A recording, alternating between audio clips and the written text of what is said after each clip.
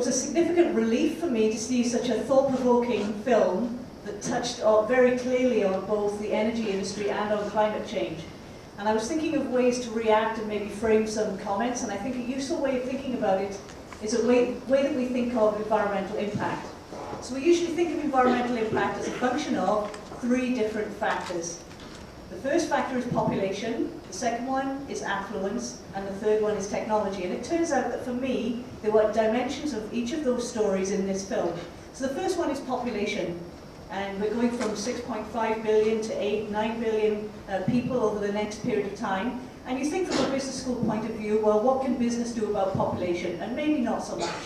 I mean, that's something which, so maybe governments like China's one-child policy or something like this might have an influence on population. But from a business point of view, there's not too much that we can do to influence population. So that leaves us with affluence and technology.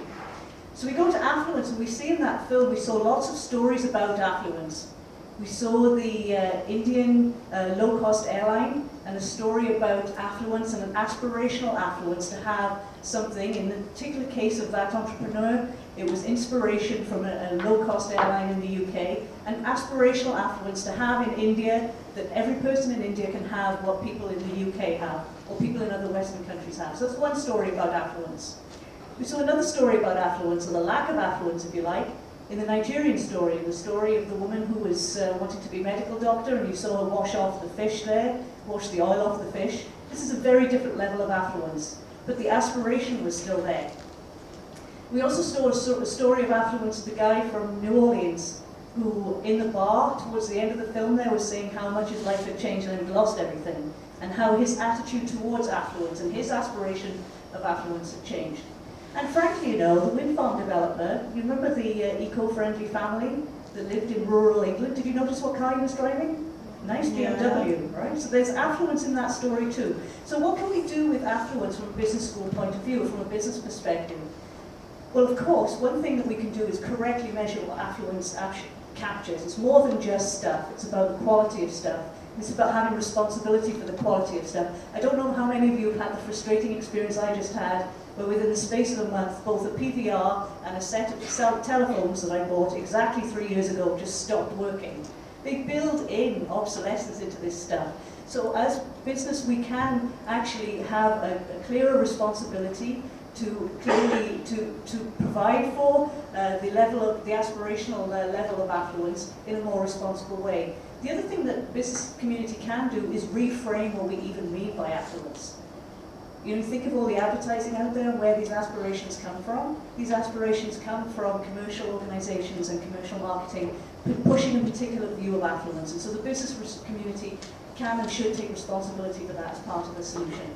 But the real opportunity for business here is the third point. Remember I said impact is a function of population, affluence, and the third one was technology.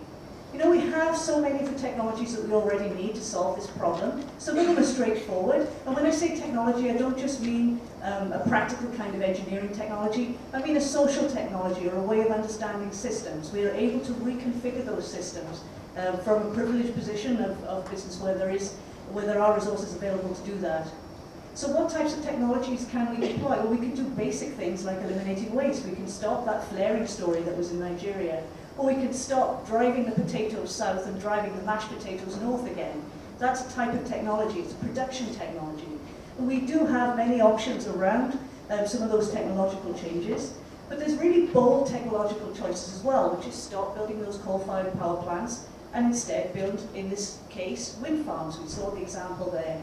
And what was interesting about that story about technology in the film is that it wasn't necessarily business that was stopping that story. It wasn't business that was stopping that wind farm.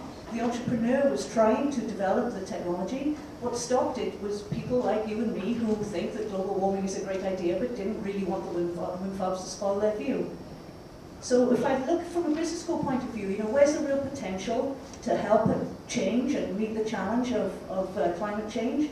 It's really in the technology story. Yes, there are things that business can do to reframe affluence and to provide for aspirational affluence in a responsible way, but the real opportunity is the technology. And we as consumers need to be able to take bold choices to make the really leap forward, use those really leap forward technologies that we already have to solve this.